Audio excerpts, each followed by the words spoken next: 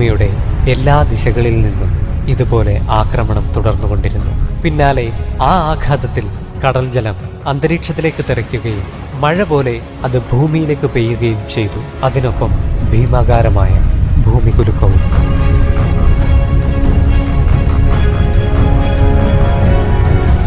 വൈകാതെ സുനാമി തിരകൾ കരയെ മൂടി. എന്നാൽ ഇതെല്ലാം ഒരു തുടക്കം മാത്രമായിരുന്നു. കൂട്ടിയിടിയിൽ ചിതറിയ ഉൽക്കകൾ തീഗോളങ്ങളായും പൊടിപടലങ്ങളായും ഭൂമിയിലേക്ക് പതിക്കാൻ തുടങ്ങി. ആകാശം മുഴുവൻ ഒരു ഭീമാകാരമായ സൂര്യപ്രകാശം പോലെ ജ്വലിച്ചു നിന്നു.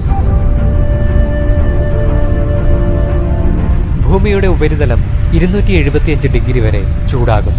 സസ്യജാലങ്ങൾ സ്വയമേ ജ്വലിക്കാൻ തുടങ്ങി. ഉൽക്കാപതനത്തിന് ശേഷം പുകയും ചാരവും ഇപ്പോഴും സൂര്യരശ്മികളെ തടയുന്നു. സൂര്യപ്രകാശം കുറവായി